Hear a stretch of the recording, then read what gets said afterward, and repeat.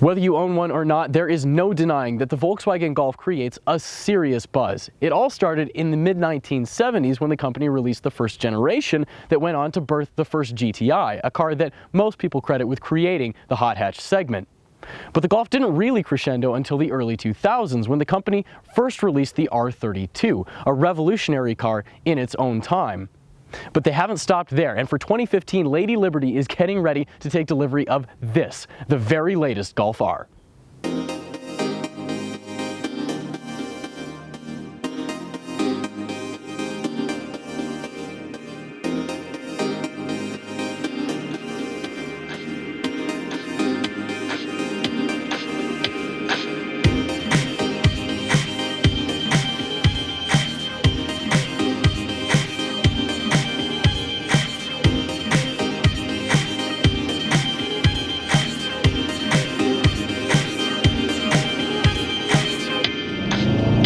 This is the quickest and most powerful version of the Golf that Volkswagen has ever offered in North America.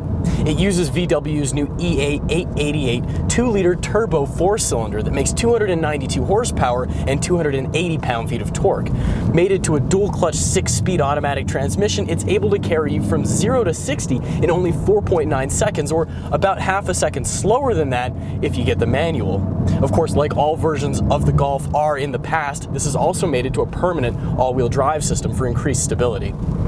But what's different about it this time is that the Golf R has electronic differential locking and Volkswagen's XDS Plus cross-differential braking system on both axles.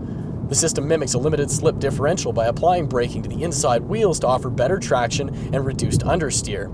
The car also sits 0.2 of an inch lower than the GTI, or 0.8 of an inch lower on its suspension than the normal Golf, and it gets the same bigger brakes that come with the optional performance package with the GTI. One of the best things about this car is that it has a very quick steering ratio, just like the GTI, and that, in combination with the revised suspension specifically for the Golf R, make it an absolute dream to drive on curvy roads. The brakes are also similarly very nicely executed. They feel a little bit soft at the beginning and have a progressive buildup as you start to stand on them that makes slowing down very confidence-inspiring and easy to predict. So you can look at this car one of two ways. Either it's a Golf turned up to 11, or it's a cheaper and more practical Audi S3. After all, it does share the same platform with that car and powertrain, except for one key point. You can get this thing with a manual. Although, honestly, the DSG is so good that I'm not even sure which one I would go with. Truth be told, the manual isn't going to show up until later in the model year, and this thing is so much fun that I'd almost be happy to take the DSG and get the extra performance and not worry about shifting my own gears. Okay, look, I love a manual as much as anybody else, possibly more, but the DSG really is that good, especially with a heavily boosted 4-cylinder engine like this one. This may not be an issue for you, but frankly, the pedals are a little bit too generously spaced for my feet in the manual model, and that makes it difficult to fully enjoy what it does best: carving through twisty streets and occasionally on a circuit. Although unfortunately, I'm not going to get any track time in the car just yet, but that does bring me to an important point. Just like the new GTI, this car has adjustable drive modes that change shift mapping, throttle response, steering weight, and in models with the adaptive dampers can also offer a comfort mode. Oh, and perhaps most importantly, for the first time in North America, traction control is fully defeatable.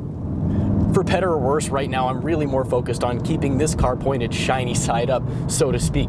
But really, its most direct performance competitor is probably the WRX STI. It is worth pointing out that Subaru's hyped up hypo performance car has a much more aggressive all-wheel drive system than this one does, but the truth of the matter is what you give up in true rally-bred credentials with the STI, you gain back in spades with the Golf R in terms of ride quality, comfort, interior quality. Everything about it is really damn near, if almost exactly as good as an Audi product. I've said it before and I'll say it again, Volkswagen's MQB architecture really does lend itself to spectacular vehicles. Like in the GTI and in the more pedestrian Golf, you get the feeling that you're driving a much larger car because they tend to be very spacious on the inside, yet the reality is you're still driving a relatively small vehicle. I mean, this is a compact hatchback, so you get the practicality of a smaller vehicle that's easily maneuverable in the city, but you don't feel like you're cramped at all while you're driving.